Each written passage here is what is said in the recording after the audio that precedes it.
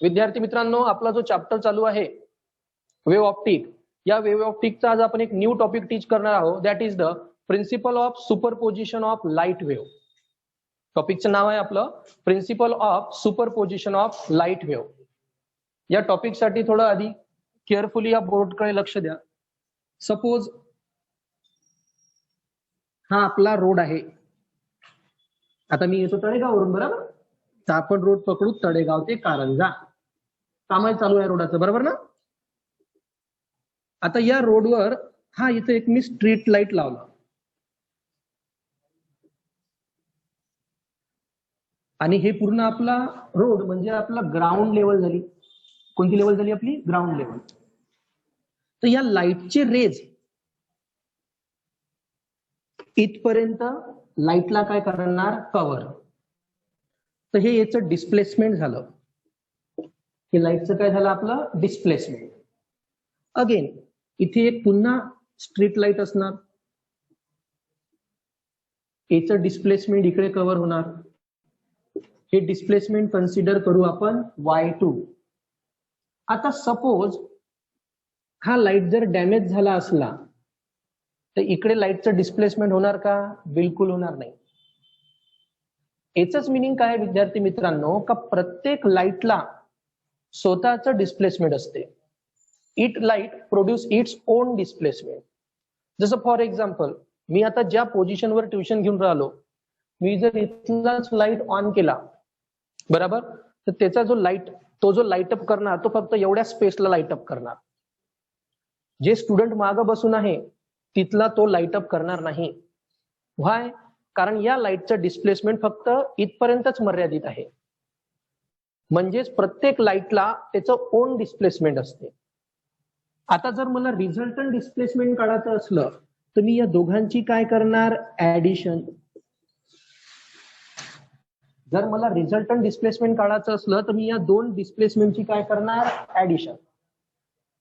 आता जो आपला लॉ तयार होतो तो काय म्हणतो?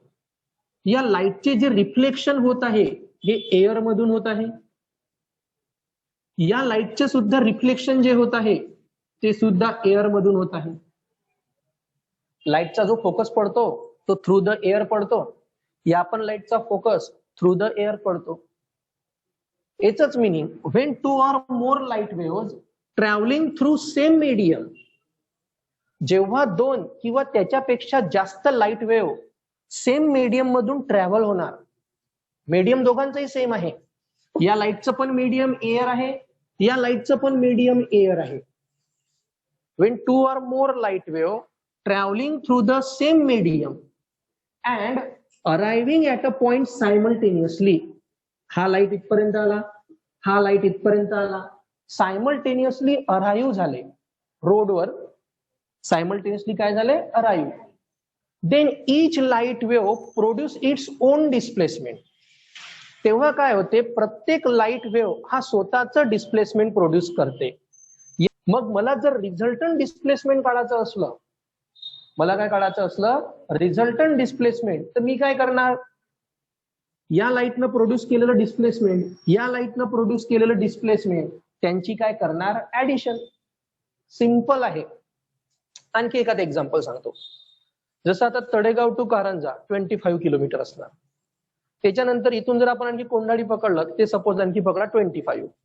तर हे 25 ते 25, तळेगाव ते कारंजा एक इंडिव्हिज्युअल डिस्टन्स 25, कारंजा ते कोंढाळी एक इंडिव्हिज्युअल डिस्टन्स 25. आणि मला जर यांची ऍडिशन करायची असली तर मी काय करणार? टोटल किती येणार आपलं? 50. रिझल्टंट डिस्प्लेसमेंट फाइंड आउट करणं म्हणजेच काय करणं? जे इंडिव्हिज्युअल डिस्प्लेसमेंट असते त्यांची ऍडिशन करणं. बघा, डबल लक्ष द्या तिकडे. When two or more light wave travelling through a same medium, two or more light wave traveling through a same medium arriving at a point simultaneously, आणि एकाच पॉइंटवर अराईव्ह झाले, देन इच लाईट वेव्ह, प्रत्येक light wave हा स्वतःचा own displacement produce करतो.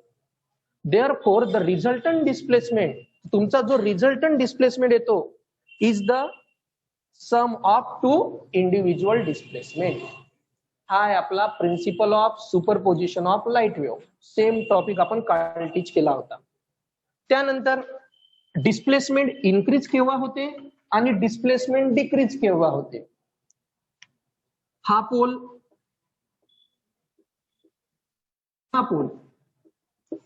Same phase मध्ये असला, सेम फेज म्हणजे दोघांचंही डायरेक्शन काय असलं, सेम.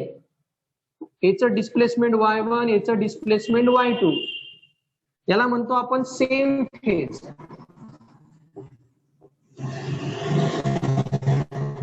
तर जे रिझल्टंट येते ते येते आपलं y1 प्लस y2, कारण डिस्प्लेसमेंट हे इन्क्रीजच होणार.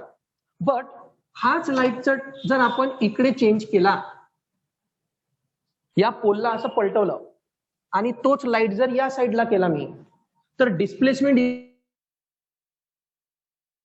मायनस y2, याला म्हणतो आपण आउट ऑफ फेज. डिस्प्लेसमेंट जर ऍड झालं तर सेम फेज, आणि डिस्प्लेसमेंट जर मायनस झालं, सुपरपोजिशन ऑफ लाईट वेव्ह नंतरचा जो आपण टॉपिक टीच केला होता तो होता आपला इंटरफरन्स ऑफ लाईट. आता इंटरफरन्स ऑफ लाईट म्हणजे काय होते. सपोज हा आपला लाईट आहे, आपला एक हा लाईट आहे. या लाईटचं डिस्प्लेसमेंट इथपर्यंत पोहोचणार, या लाईटचं डिस्प्लेसमेंट हे इथपर्यंत पोहोचणार. बट लाईट आपण कधी या साईडला, म्हणजे असे आपण लाईट, स्ट्रीट लाईट तर असे आपण बिलकुलच लावत नाही. तो स्ट्रीट लाईट आपला या डायरेक्शन मध्ये असते ताकी डिस्प्लेसमेंट इकडे आपलं इन्क्रीज झालं पाहिजे. बट हाच लाईट जर मी या साईडला लावला तर डिस्प्लेसमेंट इन्क्रीज होणार का, नाही. हेच डिस्प्लेसमेंट आपलं काय होणार, डिक्रीज होणार. आणखी एक एक्झाम्पल, सपोज इथे एक मी रेड लाईट लावला आणि इथे एक मी येलो लाईट लावला. या रेड लाईटचं डिस्प्लेसमेंट आणि येलो लाईटचं डिस्प्लेसमेंट हे एकामेकात काय होऊन जाणार, मिक्सअप होणार. तुम्ही कन्फर्म बिलकुल सांगू शकणार नाही का रेड लाईटचं डिस्प्लेसमेंट कुठपर्यंत येत आहे आणि येलो लाईटचं डिस्प्लेसमेंट हे कुठपर्यंत येत आहे. तर जे डिस्प्लेसमेंट कॅन्सल होते, डिस्प्लेसमेंट जे काय होते कॅन्सल, त्यालाच शब्द यूज केला आहे इंटरफरन्स. जे डिस्प्लेसमेंट काय होत आहे कॅन्सल, त्यालाच कोणता शब्द यूज केला आहे, interference. The phenomenon of cancellation of displacement. The phenomenon of cancellation of displacement of light waves according to principle of superposition of light wave. जो डिस्प्लेसमेंट आपण कॅन्सल करतो, जे डिस्प्लेसमेंट आपण काय करतो कॅन्सल, अकॉर्डिंग टू काय, principle of superposition of light wave, त्यालाच म्हणतो विद्यार्थी मित्रांनो आपण इंटरफरन्स ऑफ लाईट वेव्ह. यामध्ये सिम्पली फक्त डिस्प्लेसमेंट काय होते आपलं कॅन्सल होते, एवढं फक्त लक्षात ठेवायचं. The phenomenon of cancellation of displacement of light wave according to principle of superposition of light wave. Okay. आता इंटरफरन्सचे दोन टाईप आहे, एक आहे कन्स्ट्रक्टिव्ह इंटरफरन्स आणि एक आहे डिस्ट्रक्टिव्ह इंटरफरन्स. ते आपण आता टीच करणार आहोत. इथपर्यंत झालं होतं काल. आता विद्यार्थी मित्रांनो, ही डायग्राम आहे आपली कन्स्ट्रक्टिव्ह इंटरफरन्स साठी आणि ही डायग्राम आहे डिस्ट्रक्टिव्ह इंटरफरन्स साठी.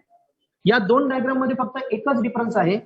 कन्स्ट्रक्टिव्ह इंटरफरन्स राहिला तर पहिल्या वेव्हचा क्रेस्ट हा दुसऱ्या वेव्हच्या क्रेस्ट सोबत कॉइन्साइड होतो. पहिल्या वेव्हचा ट्रफ हा दुसऱ्या वेव्हच्या ट्रफ सोबत कॉइन्साइड होतो.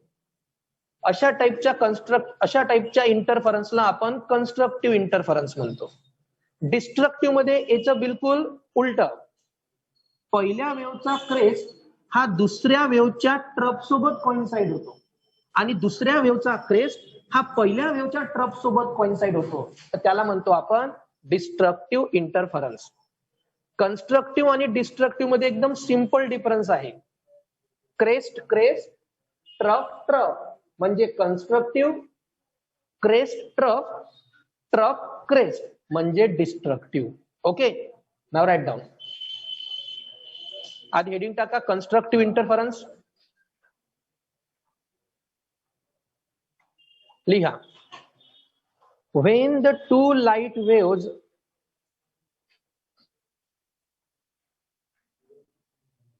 when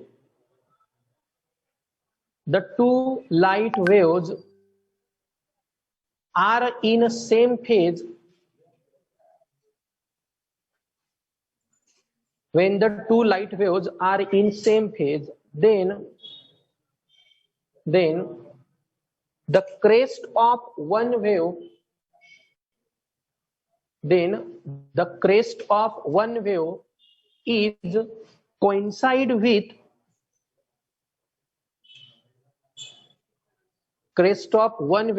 is coincide with crest of another wave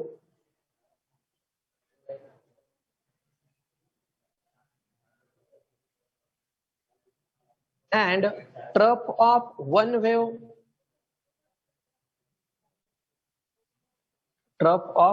wave is coincide with trough of another wave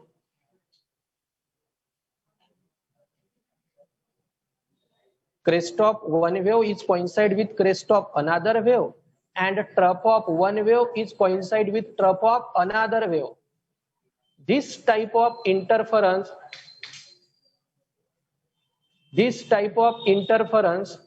is called as constructive interference.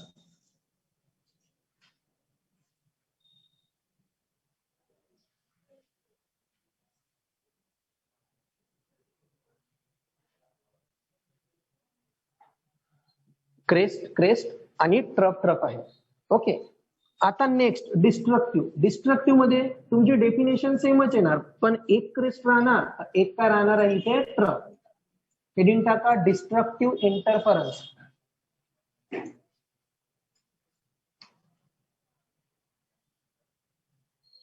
Destructive interference मध्ये लिहाल विद्यार्थी मित्रांनो, when the two light waves are in out of phase, when the two light waves are in out of phase,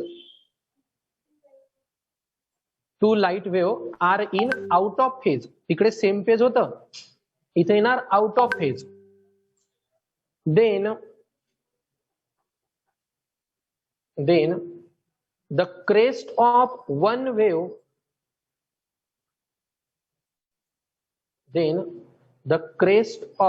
one wave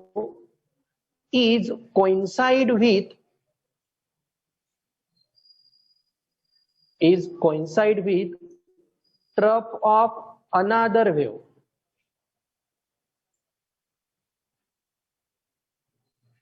Crest of one wave is coincide with trough of another wave and trough of one wave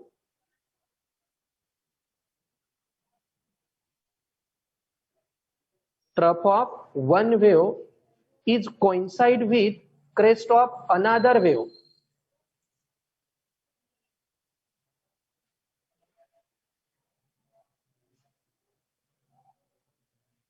This type of interference is called as a destructive interference. Okay.